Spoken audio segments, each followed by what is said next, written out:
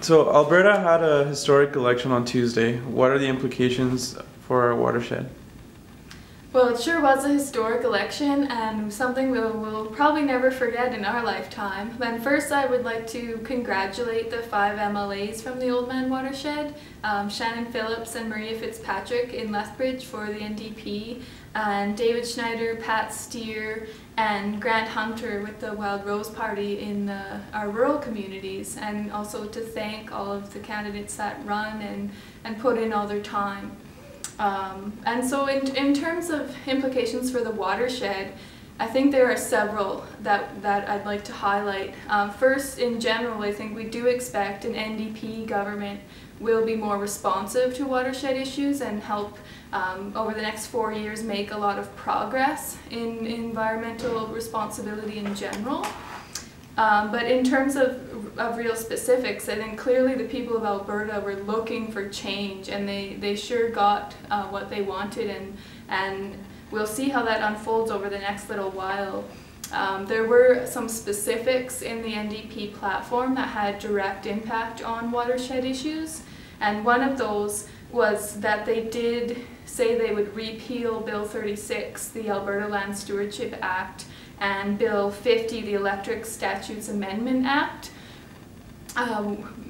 Their reasoning was because they felt it centralized power in cabinet where there wasn't enough accountability. They were also concerned about property rights, and that experts' opinion was not being listened to. So those were the reasons they gave, and that has big implications for the regional planning process and all the sub-regional plans like recreation management plans and linear footprint plans.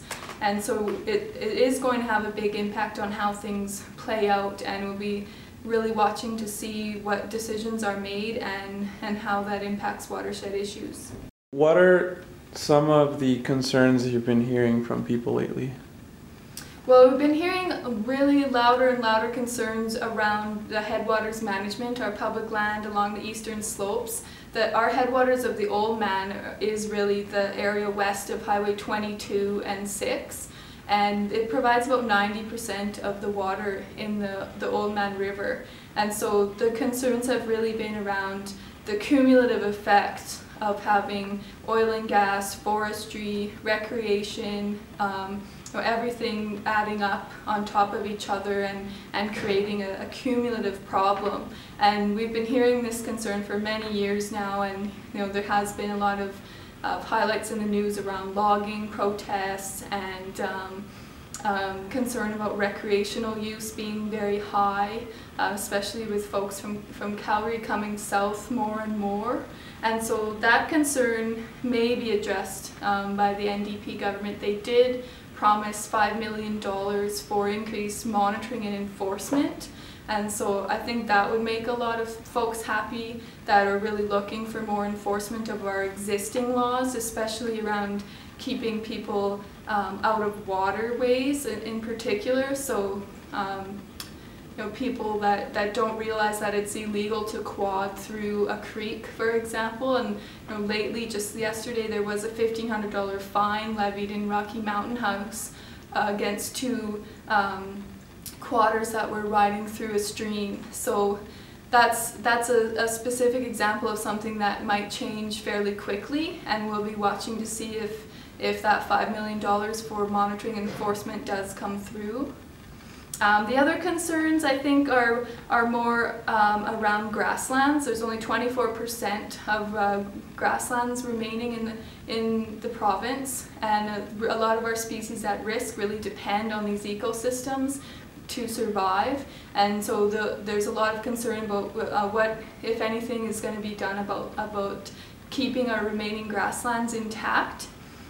And then the other one I think would be around climate change and what we're going to do to deal with greenhouse gas emissions and how we're going to deal with adapting to more extreme weather events. We know from all the modeling that's been done, we're expecting more floods, more drought, more hailstorms, things like that are going to have a big impact on people's lives and are very expensive. So people have pretty high expectations that these issues will be addressed by an NDP government, and they'll certainly be watching and waiting to see the results. Do you expect there will be any big changes going forward?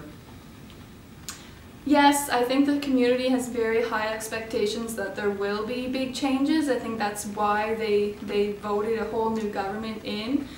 In general, it looks like the NDP platform has more of a focus on listening to experts and listening to communities. So that's a positive shift, and we hope to see that play out on the ground.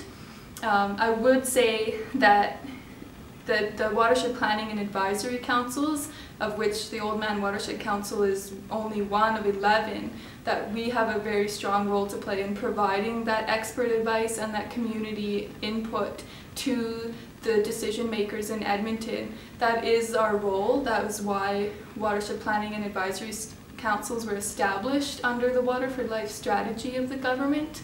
And we hope to play that role with the new government, and we think that we will be able to provide a lot of that expert advice and community input. And the whole intention was to be the local voice going to the capital of Edmonton, so that the local voice is not lost. And we are really hoping to work with the new government to achieve a lot of our local issues and address the concerns of our communities.